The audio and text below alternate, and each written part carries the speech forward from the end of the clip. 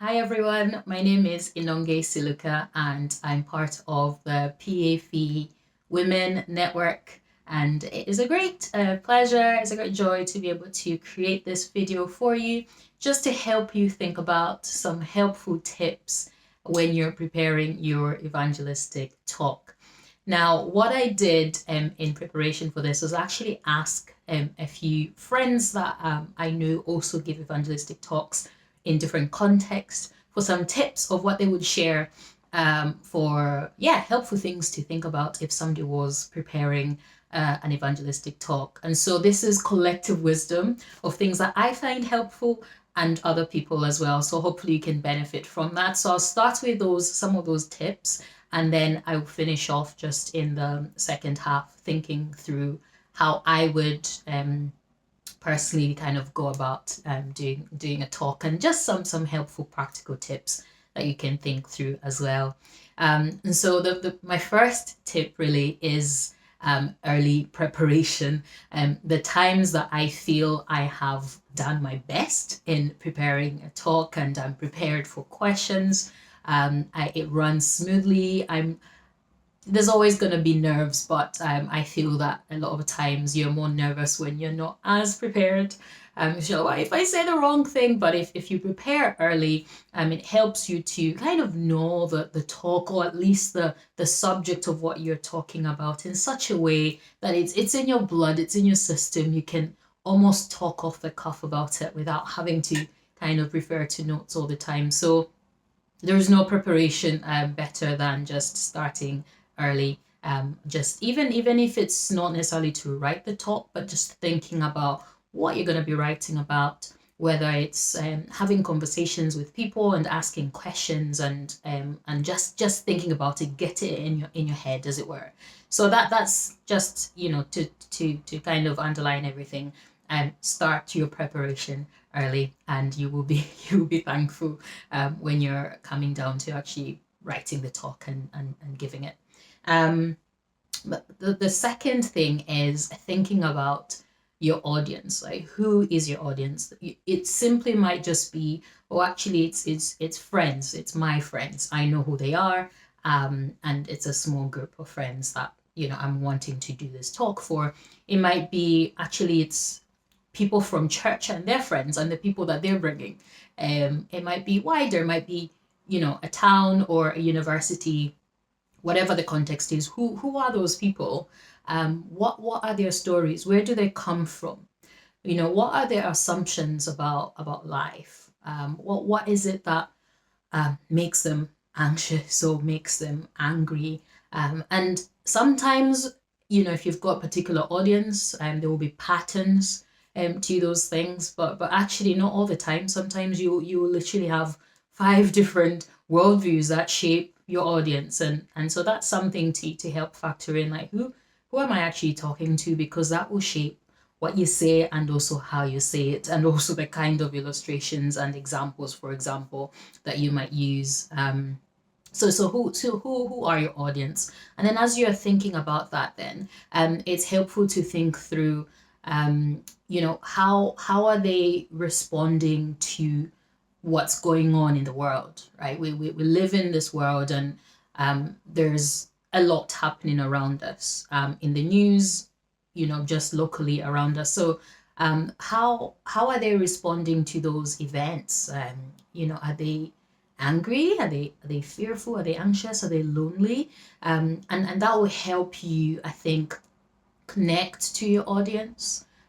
You understand how they're feeling about any number of things, and also help you connect. You'll be thinking about this in more detail, but help you connect with, how does Jesus make sense of this situation? What hope does Jesus bring? Because what they're thinking, what their concerns, fears, worldview, assumptions about the world are. And I guess this kind of dialogue is maybe a little bit easier when your audience is personal friends, and you can just ask them, or they might already have told you, because if you're friends with people, you're chatting about all manner of things. But if it's maybe a far removed audience, it's helpful to speak to, say it's an event at church and people are inviting their friends. It might be helpful to have these conversations with those people doing the inviting, like, hey, like, the people that you're thinking of bringing, like, what are they like? Tell me about them. And this is where the early preparation comes in, because although you might not, start your talk, you're thinking, you're having these conversations, you're having this dialogue beforehand. And so knowing your audience, what's your story, what's your worldview, what are their assumptions, what are they thinking, what are they feeling, and then praying for your audience. In John's gospel, Jesus is praying for his disciples, but not only is Jesus praying for his disciples, but the people that would go on to hear their message.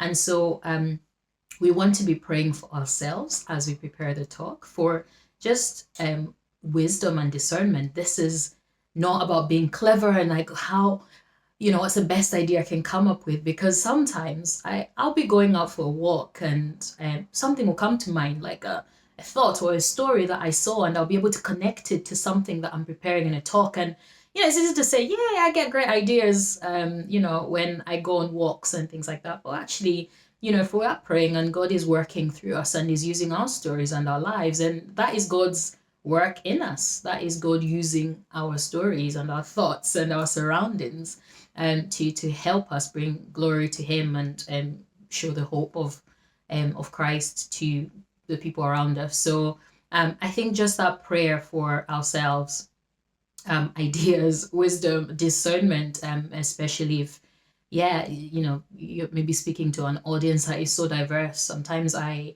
been asked to give a talk and I know nothing, and there's no one to ask, or you ask somebody and there's I'm like, Lord, help, because I don't know what I'm gonna find. And so those prayers for self are just uh, amazing, and can help calm some nerves as well, and just bring perspective to why we're doing all of this in the first place. So praying for self, but then praying for the audience, and that's a prayer of help them to see past my mishaps, or my terrible phrasing of things, or my terrible illustrations, or whatever I might do that I think, oh, I didn't do that as well. Help them to see past that, help them to see Jesus, help them to connect and understand, not just intellectually, but really, emotionally and spiritually. Help them to be transformed by what is said. And so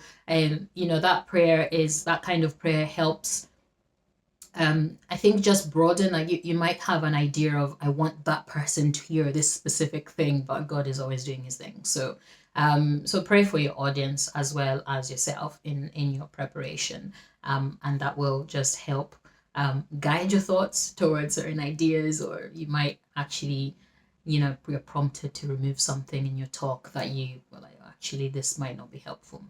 And then the next thing would be to be saturated in the scriptures. And by that, I don't mean that you have to quote a Bible verse every 2 seconds. Absolutely not. In fact, if you do that, that might not always be helpful with engaging your audience, especially if they know nothing about the Bible, and it just feels very far removed from where they are. But I just mean, we are ultimately wanting people to see Jesus and see how amazing and incredible he is, and how much they need him. And Jesus, you find who Jesus is and how amazing he is from the scriptures. And so whether you're going to use a Bible verse to do your talk as a basis, or you're just going to go with a theme, it's helpful to think through, like, what are the themes in the Bible that talk about this, and then just make kind of reference to that throughout the talk. You might even say, for example, you might quote, a Bible verse, that's fine, but you might be like, there was this thing that happened in the Bible, and, use your storytelling to give a parable to people who might never have heard of it before because they never went to Sunday school. And we find increasingly in our society that a lot of people would have no idea what's in the Bible, wouldn't they? So, yeah, just being kind of saturated in scripture, because ultimately that's where we find or read about who Jesus is, which is where we want people to get to.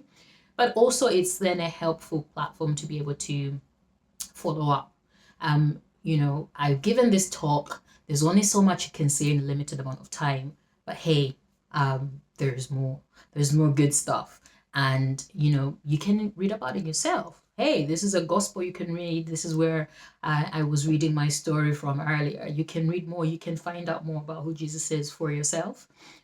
So that's a helpful thing to remember. But even as I say that, just avoid using jargon or Christianese, and this is not it's not always easy because, of course, there are certain concepts that we might have to explain, and it's difficult to try and avoid the Christianese and kind of the Christian jargon.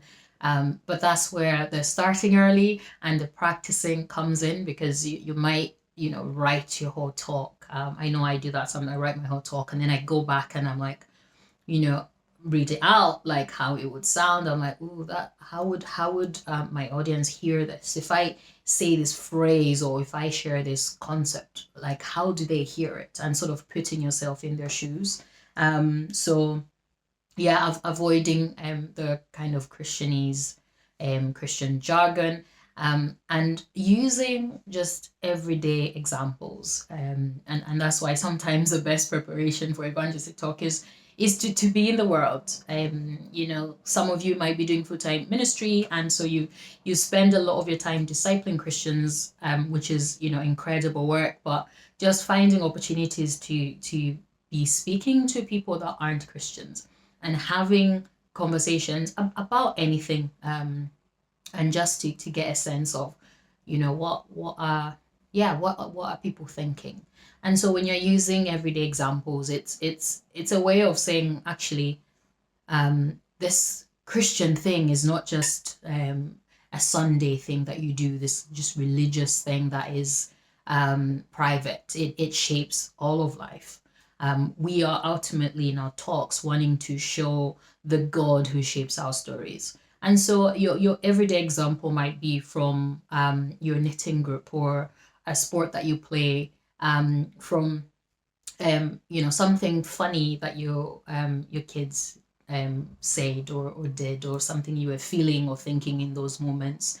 It might be from work. You're working full time, you're a stay-at-home mom, whatever your life circumstances are, there's always things in there. If we're constantly thinking about how is God shaping me, how is God shaping my stories, what are the questions I'm thinking, what are the worries that I myself have. So it's not just that you're kind of thinking about your audience and we're thinking but what they're thinking, but what are you thinking as well in relation to that, and just making those connections, those everyday connections is helpful. And then the key idea, what's the key idea or of your talk, I guess. Sometimes you can do a talk and you say a lot of things and lots of good things or lots of true things, and I'm tempted to do this, just like but actually it's sometimes better to just think with clarity of like, what do I want people to take away from this, because people just don't absorb too much information. And so once you've kind of thought through that, you might not be clear on that from the word go, but maybe after you've written your talk and you're like, actually there's 3 different things coming out and I'm going to tidy it up. This is the thing I really want them to get. And just helpful to then kind of thread that through your talk. You might sort of tease it at the beginning and then hammer it home, like, explain or expand it in the middle of your talk. And then towards the end, you're sort of coming back to it. And it might be like it's a phrase that you kind of keep repeating in different ways that people then connect it to what you're trying to say. So just thinking through like, what is the main thing that you want people to take away from this? Like what and how you might not have this in your talk, but like, how do you want people to respond or to feel when they hear what you're saying? So yeah, so that would be the second last thing.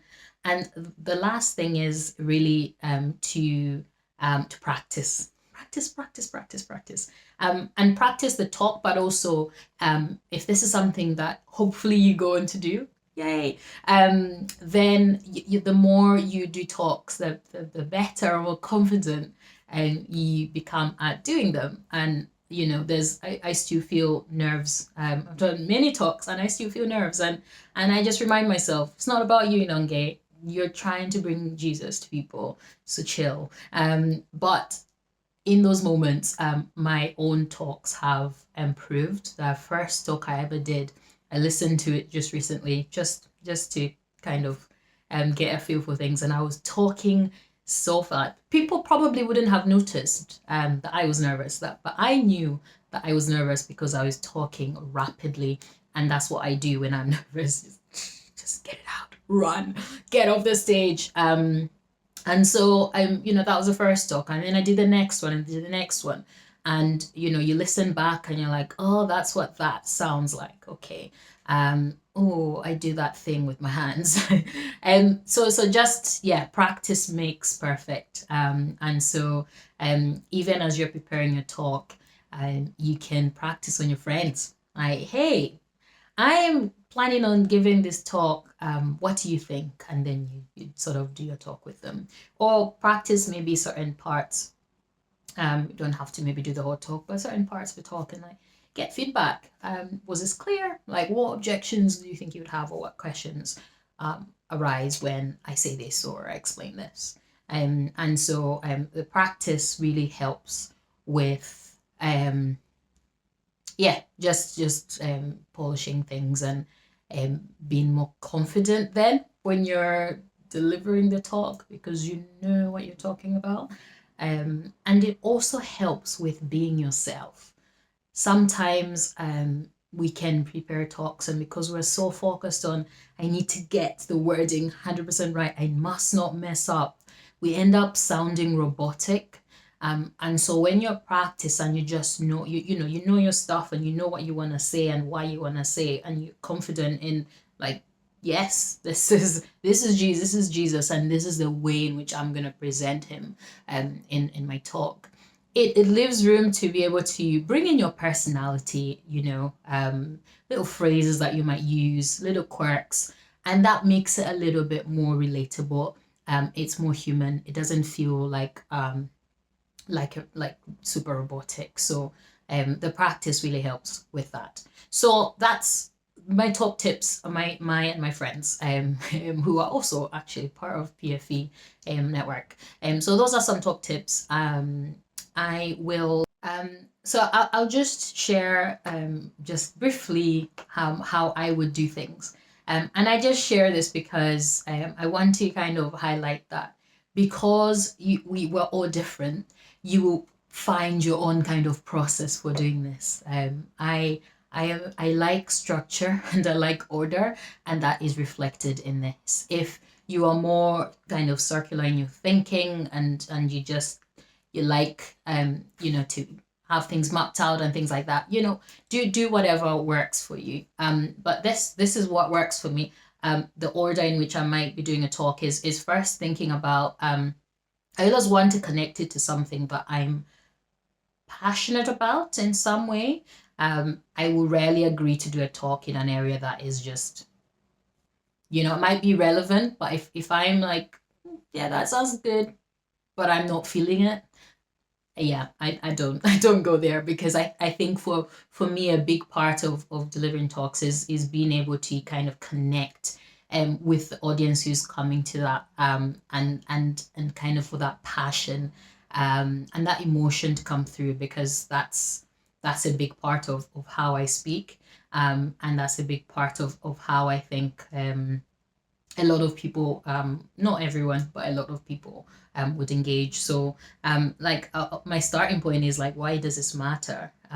So for example, something I'm passionate about is justice, and there's so many different ways that can be a topic. It can be a talk about justice, injustice, suffering, angle, just, lament. There's so many different facets to that. But, why does this matter, and why does this matter now? Like, what are people thinking? What are they experiencing in the world? Like, what, with my audience, or like, what are they worried about? What are they fearful of? And I work in nonprofit world in justice issues. And so something I might do then is start with a scripture. So there's two ways you could do a talk. You might be like, I'm just gonna start with a premise or like a problem or an issue and work with that. Or I'm actually just gonna use scripture. If I'm asked to give a talk, I'll usually go like just theme. But sometimes if I'm just given free reign, I like to actually just pick a scripture. And one of those scriptures is from Luke's Gospel, Mary's song. That kind of kingdom reversals of, the powerful being humbled and the lowly being raised up. And that is a key theme that I want to bring out when I'm talking about justice. Is like, oh, actually, in the Christmas story, this is the God, this is the Jesus that I want to present to you. He is the one who brings in all ashes in a kingdom. That is a reversal of what we see, where the powerful get more powerful and they seem to get away with it. And those who are perceived as weak, those who don't have as much power, are crushed, and they keep getting crushed. Or actually, what does Jesus's kingdom look like? And Mary's song kind of illustrates that. And one of my favorite modern carols, or our God made low to raise us up, Emmanuel has come to us. So I would sort of bring that theme out, because in that particular context, people are angry. People are angry, and people are feeling hopeless, because it's like, what's the point? Things don't seem to be changing. And so the hope and the kingdom reversal that Jesus brings is the hope that I would want to bring in that situation. So that's kind of where I'd start. And then honestly, I would, for Christmas, just pick a scripture. It's so much easier. And that's just because I'm not very good at coming up with stuff from scratch. If you give me something to work with, so when people are asking me to give a talk and they say, we want you to do a talk on this, and these are the things we want to bring out, that's easy for me, because then I have something to work with and I can build on the canvas. But when the canvas is blank, so am I. So if you're like me, that might work. But if you are like, oh, actually, I can start from a blank canvas, and I've got these thoughts, and I'm going to bring them together, go for it. So I need something to work with. Either somebody has asked me to do a thing and I work with that and I start from there, or otherwise I'm picking scripture and I'm running with it because it's already there. And it's just about bringing those things out. And then the next thing that I do after the sort of why does this matter and how is it connecting to my audience is what questions I'm already thinking, even before I do the talk, what questions or objections might people have to what I'm saying. Like, what's the yeah, but yeah. And I'm kind of have that in the back of my mind as I'm preparing my talk, because I'm either going to try and already answer the questions through the things that I say, or I'm going to set up my talk in such a way that I say enough, but people can always ask more. And then, like I've already said, like, what hope does Jesus bring? And my structure of preparation is I prepare the chunk of my talk, and I pretend to ignore my kind of introduction and like the ending, because it just takes me a long time to work out the helpful thing to say. So it depends on how your brain works and what helps. For me, I just need to put it all down and then kind of tidy it up. And then once the chunk of the material of like, this is what I think the talk's going to be, I'll then practice, and I practice just by reading it out loud, because when you are writing a talk, how it reads sounds different to how when you say it out, if that makes sense. So you might write the talk and certain phrasing is fine for like a written piece, but then you read it out and you're like, that sounds weird, or that's blah, blah, blah. that's too wordy, and that sentence is too long.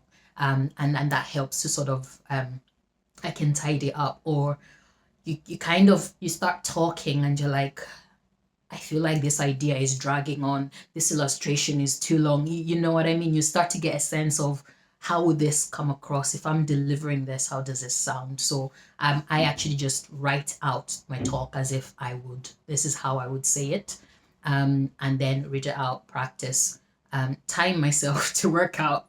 I'm usually always over time. So I know I always say more than what I've planned to say. And so I plan my talks for like content shorter because I know I'm always gonna go off in a tangent or something. And so yeah, so I kind of do the bulk of the talk, and then I add the kind of introduction and kind of landing at the very end. And those are two key pieces of your talk, because how you start, people either engage with you or like drop out, and how you land is like where do you want to leave people. Because a lot of my talks are on justice, I've had to change how I phrase a landing, because sometimes the way I've delivered the talk, it went too quickly from like just being super depressing to Dada Jesus. And so I needed to like, okay, this I need to build this up better.